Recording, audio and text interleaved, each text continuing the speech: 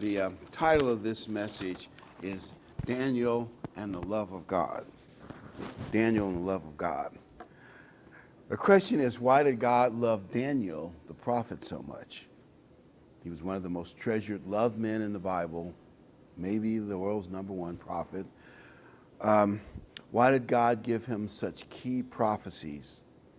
Prophecies that prove the Bible is inspired by God. It could not be, made up or just a book of religious myths. We're going to just look at a few of the wonderful things about the amazing prophet Daniel and why he was so loved, and see what we can gain from those things. Obviously, you could write, and they have written books and books about the book of Daniel, but we'll just look at a few things. And turn with me to Daniel 10.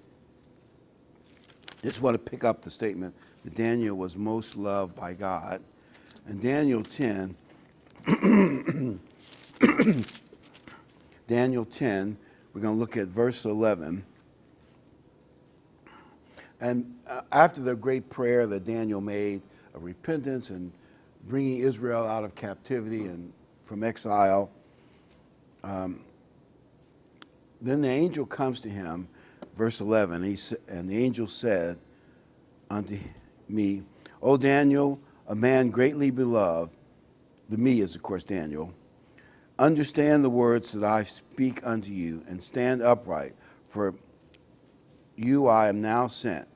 And when he had spoken this word unto me, I stood trembling. Notice it said a man greatly beloved. And obviously that angels are messengers from God, so the message is he was greatly beloved by God. We want to look at why he was beloved by God and a little bit about some of the things Daniel did. Verse 19, this is the same angel, and he said, O man, greatly beloved, fear not, peace be unto you, be strong. When he had spoken unto me, I was strengthened. He said, let my Lord speak, for thou hast strengthened me. And some translations say that he was treasured by God. It just depends on which translation you use, but he was beloved and treasured by God. One of the things that Daniel did, he kept two-way communications with God. And that's what I encourage us all to do.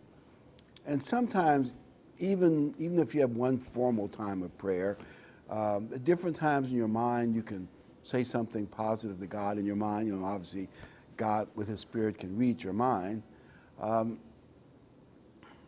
So you're kind of like in contact with God all the time. And every day, listen to God by reading his word. Or you can get some things you can get online too that are worth listening to, and tapes and DVDs, etc.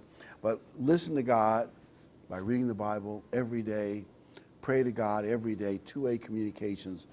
And one more thing about Daniel is interesting, and I'm thinking about it, I'm still thinking about it. The demonic empire wanted to stop Daniel from getting these messages. The question is why. I'm not even sure why, but let's read about it anyway. The same angel, Daniel had been fasting. It was kind of a vegetable fast, water vegetable fast. Unpleasant vegetables. I call it a Daniel fast. He'd been fasting for 3 weeks for Israel to come out of captivity and to be blessed.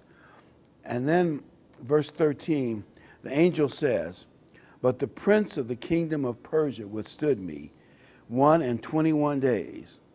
But lo, Michael, that's an archangel, one of the chief princes came to help me, and I remained there with the kings of Persia.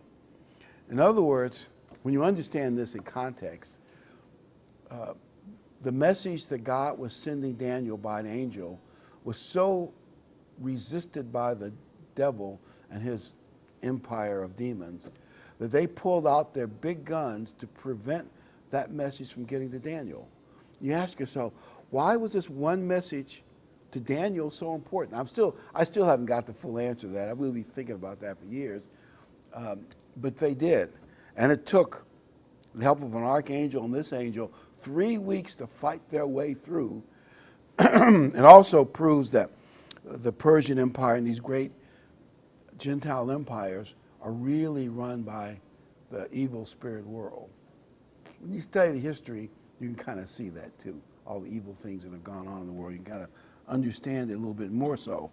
Verse 14, now I've come to make you understand what shall befall your people, meaning Israel, in the latter days, for yet the vision is for many days, into the future. As I said, the devil pulled out the big guns to stop that message from getting there. Obviously, he couldn't stop God's will, but he didn't want Daniel to reveal the 70 years prophecy, which also was a key to when Christ would come the first time, and probably the second time if we understand it all. It also revealed the abomination of the temple, which is mentioned, By the way, now that we have a president who's very pro-Israel, doesn't care what the Palestinians and the Arab world thinks, at least in some ways, I'll qualify that, we're more likely to get the third temple. If the Jews ever decide to do it, he'd back them, I'm sure, in doing it, as someone said last night, and he's a builder, so they probably, but we'll see. I'm not predicting that'll happen before the end of his presidential term, but it's a possibility. And that wouldn't have happened with any other president. The rest, we don't want to make the Arab world mad. Although the newspaper in Cape put an article in there saying the Arab League met, and their condemnation of America was rather light and weak. The PLO, they're rioting, but they do that kind of rioting several times every year anyway. I mean, they really do if you watch the news. So really, the Middle East didn't blow up. Nothing all that bad happened. Now, we were speculating last night, but I might have been before the program or after, I'm not sure which, that a lot of those countries like Saudi Arabia are more concerned with Iran than they are what's happening in Jerusalem. And something I didn't know, do you know that Jerusalem is not mentioned in the Quran, not even once? But we're getting off the subject here. But what I'm saying is, hiding that prophecy of Daniel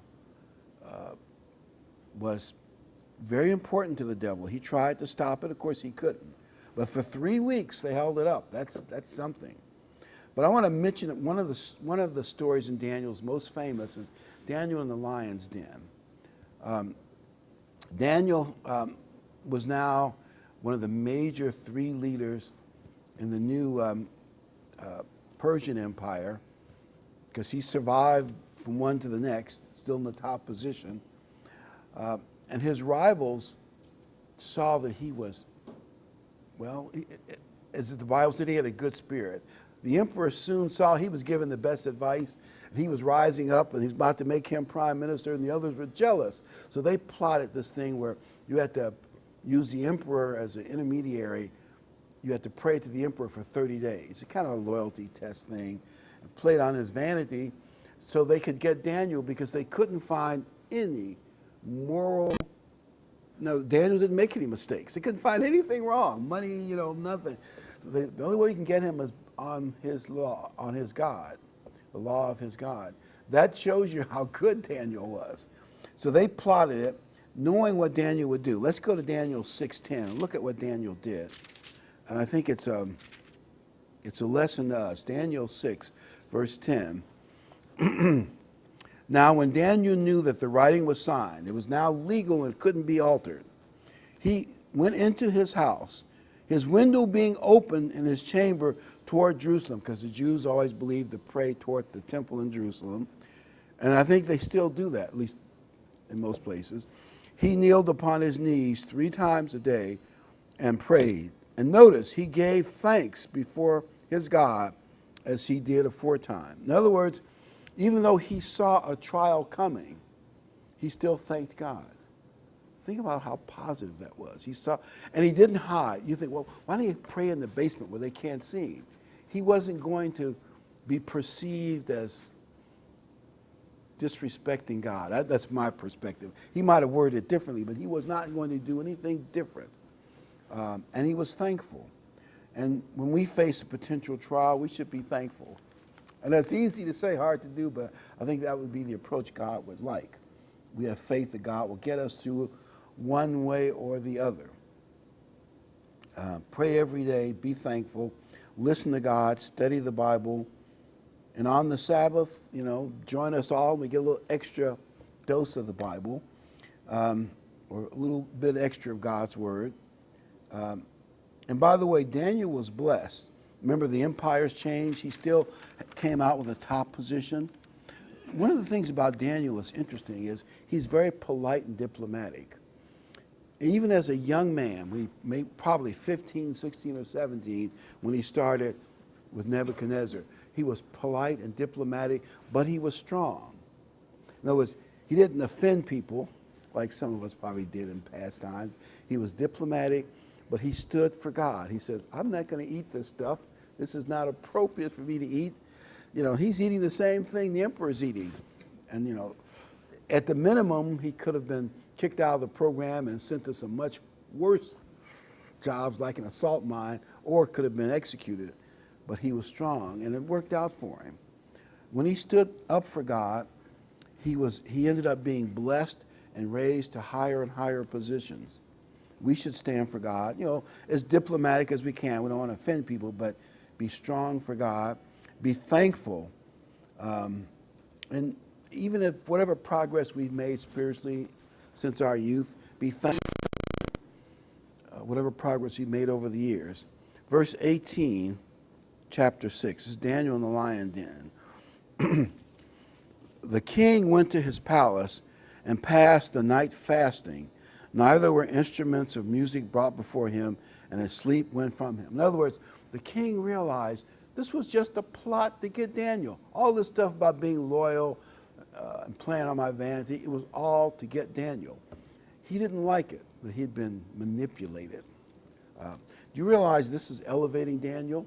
When God rescues him from the lion's den, Daniel now will have even more power because the emperor is on his side because he did the right thing. And you all probably know the story. Not only was he rescued, but the people who plotted against him, the Persians were kind of brutal. They sent the families of these guys and those guys all into the lion's den. And those lions that wouldn't touch Daniel, their bodies never reached the bottom of the pit before they were ripped.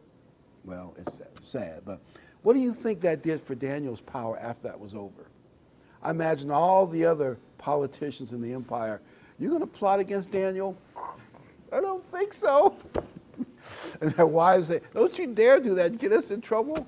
You know, so Daniel actually was elevated. And of course, Daniel's God is praised by the emperor and all that. So it was good for God and good for Daniel. But Daniel proves the infallibility of the Bible. We have a real good book on Daniel, and there's a lot of good things in there. And I have two different books. There are Bible scholars who do not believe in the Bible. I'm putting it in my words. They don't believe the Bible was written by God, but it's a great book to study for languages and text. And they say there's no way, you can see by the sign behind me that Daniel was written around 500 BC. A little bit after that, but give you round numbers, around 500 BC. They said, no, it was written around 150, 155 BC, because the details in Daniel are too precise. For like 350 some years, he gives precise details, which when you compare them to the actual history, you think, wow, that's amazing. They say the Jews must have been in some kind of conspiracy. Every so often the Jews will pull out the scroll of Daniel and add some more stuff in there. Now, it's easy to say that, but if you know how the Jews work, for every scroll has a certain count. And the count involves every Hebrew letter, including punctuations and crosses of T's. And I took one semester of Hebrew, but I don't understand it. But what I'm saying is every scroll had a count. And when they did another scroll of Daniel, if the count didn't match perfectly, you know what they did with it? They burned it. So only accurate scrolls are preserved. And when they got the Dead Sea Scrolls, which they could go back and through radioactivity, they knew they were like 22 centuries old, and they compared it to the scroll that we have today, the differences are so minor that it's like, that is real, and that was another book, some other books of the Bible, but the point I'm making is, how would they have done that in keeping the system that they've got? Well, the Jews know that, if the Jews know they're doing forgery, then why would they believe in their own religion? Plus, the problem is you'd have to get every synagogue, and some individuals had these too, to turn in their scrolls so you could cheat on it. You see how difficult? Granted, in our world, there are millions of Bibles. It'd be impossible to do it now. But even if you say in those days maybe there are only hundreds of scrolls, it still would be a tricky thing to do and get all the the priests and scribes and to agree to do it. It's just not likely that that could be done.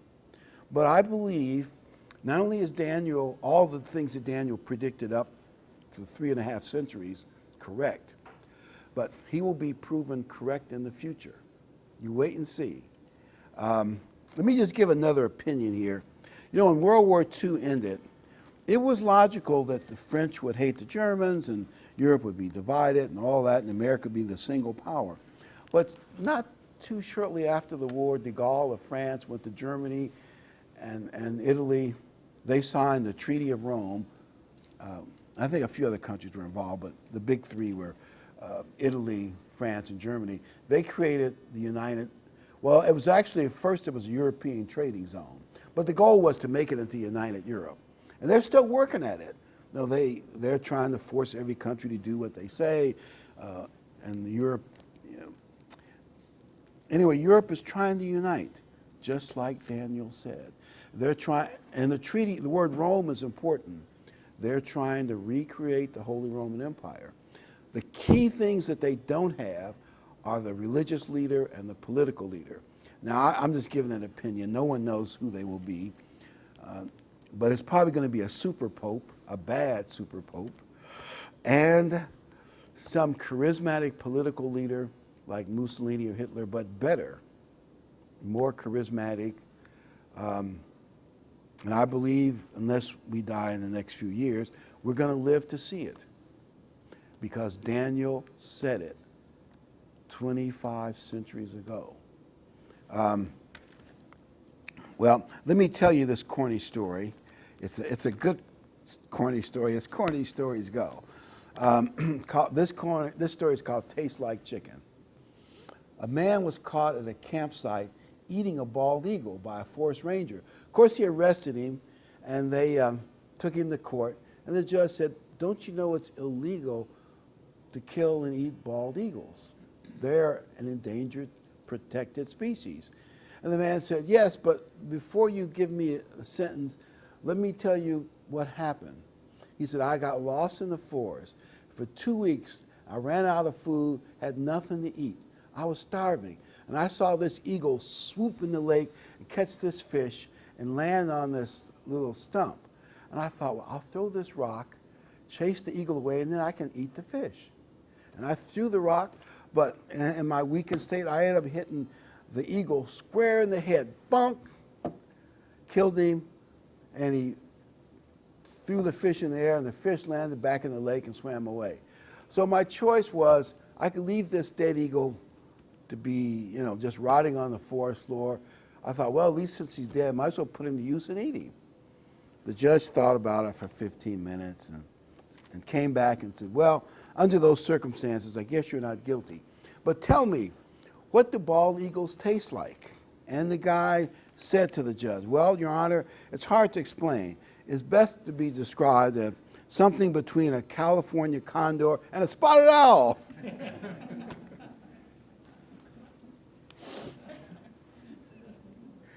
Well, if you're going to eat an endangered species, you might. And I use that to throw at the critics who just cannot face the fact that the Bible has a lot of prophecies that cannot be explained. And there's no way Daniel could know. Well, for instance, several centuries ahead of time, he predicted Alexander the Great would have lightning fast victories, and in the prime of life would suddenly die, and his empire would be divided by 4 people. But he predicted that, and it, of course, happened. And that created what's called the King of the North, King of the South, because the Bible is written from the perspective of Jerusalem, north of Jerusalem, south of Jerusalem. The King of the South was headquartered in Egypt. The King of the North was north of there. And those are the 2 biggies. I want to just mention just a little bit here. You can actually get a commentary and go through all of Daniel 11, and then in each verse it'll tell you the historic example of what it stood for. I'm going to read Daniel 11. I'll read 16 and 17. But you could do this for the entire chapter, and you'd have several centuries of history of what happened in the Middle East, north and south of Jerusalem. Daniel 11, verse 17. But this one is just an example, 16 and 17. This is the king of the north. But he cometh against him shall do according to his own will. None shall stand before him. He shall stand in the glorious land, that's Israel or Jerusalem, which by his hand shall be consumed. He shall also set his face to enter with the strength of the whole kingdom, and upright ones with him. In other words, he wants to rule the whole thing. And he shall do, and he shall give him the daughter of women, corrupting her, but he shall not stand on his side, or she shall not stand on his side, neither be for him. In other words, and I'm going to give you the history of what actually happened. Remember, this is written like several centuries before it happened.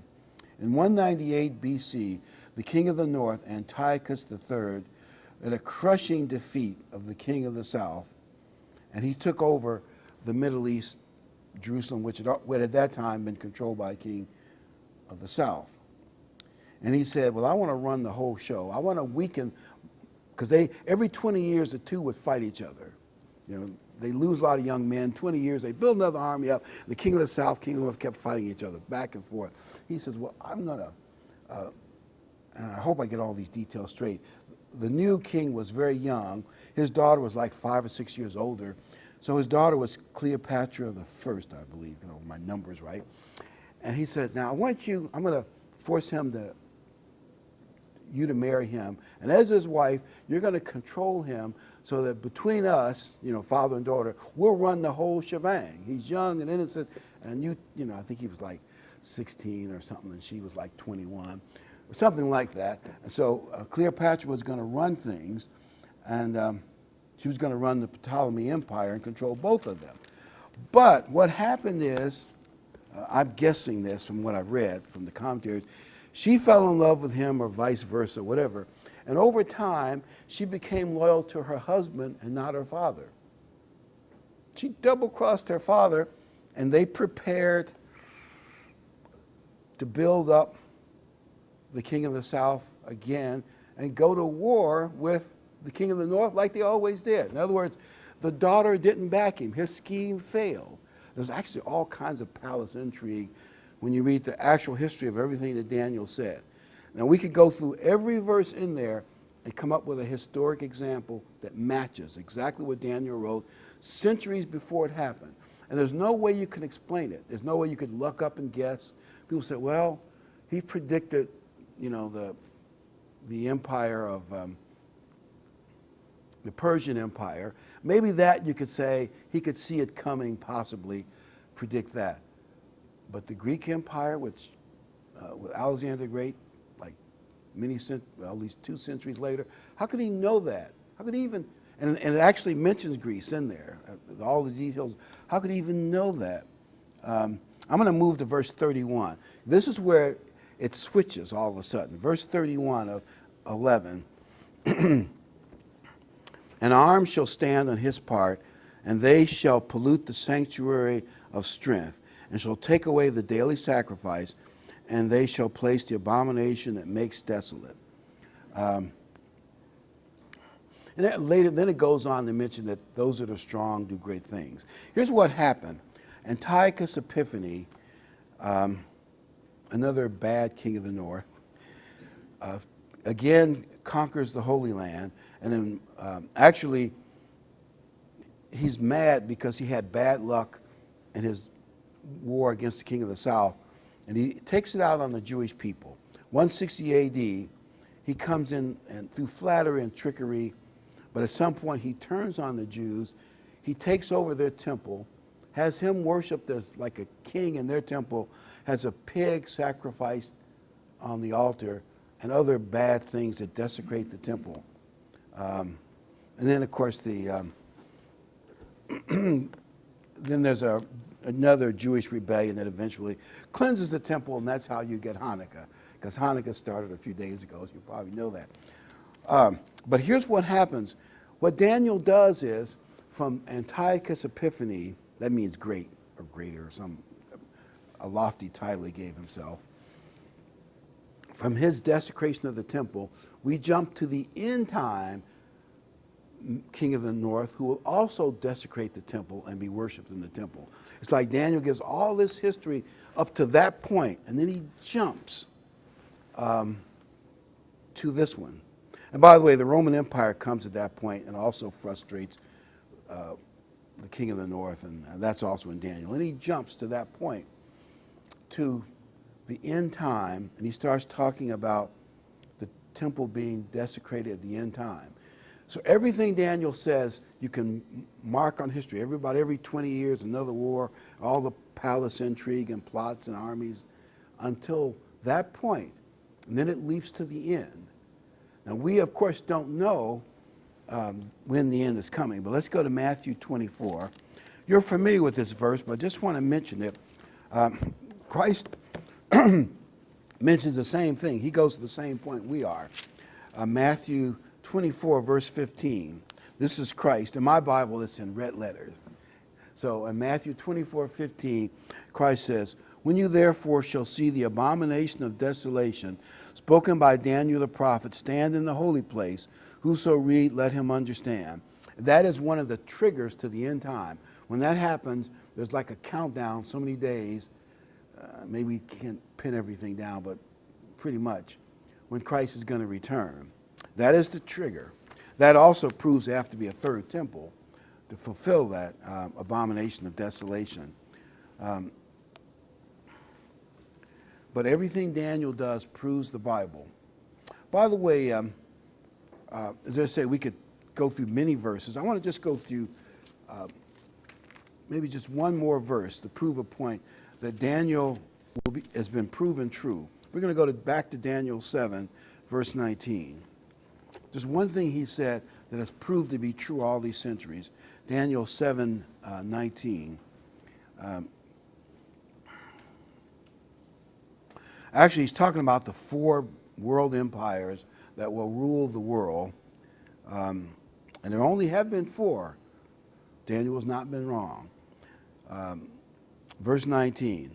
"Then I would know the truth of the 4th beast, which is diverse or different from all the others, exceedingly dreadful." One man said Roman legions were like weapons of mass destruction. When Rome really decided to make a target of one of their opponents, I mean, they really destroyed them. Much more than the other empire, whose teeth were of iron, and his nails of brass, which devours and breaks in pieces and stamps the residue with his feet. Just for instance, look at Carthage. When the Romans that was their big rival in the Mediterranean for a number of years, and Hannibal even besieged Rome at one point. The Romans actually made an amphibious landing. Nobody expected. Not only did they destroy Carthage totally, but they burned down the trees and forest around it, planted salt in the ground so it could. In some ways, that part of the world has never recuperated from the destruction Rome gave. They did the same thing to Jerusalem when they destroyed it. They keep saying, when you read the Bible, Jerusalem is so beautiful and gorgeous. But you look at it now, well, there have been many wars in Jerusalem, so you can't blame it all on the Roman Empire, but their impact was pretty great. When you look at the 4 beasts, the last of the 4 has long legs. It's a beast of iron. Like iron is stronger. And on the end, you have feet of iron and clay. Well, guess what? That means Rome lasted a long time. The Roman Empire lasted many, many centuries after 150 BC, when his critics say maybe he wrote at the last possible moment, and he was right. No other empire came along. And even to this day, the Holy Roman Empire has a certain mystic power over Europe. And it's coming back one more final time. Daniel will have been proven right. Europe is still enthralled with the Holy Roman Empire. And Rome is different than the others. It lasted much longer than any of the others did, and it's there. And think about what he said about the feet of iron and clay. The one thing that you can see about Europe, actually it even started in World War II, you can see little signs of it. The countries primarily in Southern Europe are weak compared to the countries in Northern Europe. Northern Europe, the Iron Empire, the Iron Cross, the big military award for the Germans, Germany, Austria, Hungary, and a couple other countries. They're like iron. Countries like, I'm naming them, they're financially a drain on Europe too. They're very weak. Portugal, Spain, Italy, Greece, and I'm probably forgetting one of the others, one of those islands in the Mediterranean. They're financially a drain on Europe. Actually, they call them pigs. That's actually, they're weak. One of the things that was most obvious in World War II, Hitler had allies, both Spain and Italy, but their soldiers were, well, when the Russians were attacking the lines, wherever those guys were, that's where the Russians would attack, because they would collapse completely. The Germans would have to come in and reinforce them. Just one little thing that might be of worth it. Mussolini sent his soldiers into North Africa, and they tried to push the British out of Egypt, which was a British protectorate then. The British, with a smaller force, completely routed the Italians, and Hitler had to send his best general in to basically take over. Europe is part iron and part clay, and I don't think that's going to change. How did Daniel know that 2,500 years ago? Because God inspired him. So what I'm saying is, you can believe in this book. You can believe in the Bible. You can believe in it, no matter what critics say. And the end time is coming. And I think when we get closer to the end, some of the things in Daniel that are more mysterious we'll understand better. But the Bible is true. There's no way, and I'm only covering some of the things mentioned in the book of Daniel. There's a lot more in there that there's no way you can explain it through. He just did a good job of guessing. There's no way he could have guessed this stuff. And all of us need to be like Daniel, work on loving God and keeping in communications with God, like Daniel.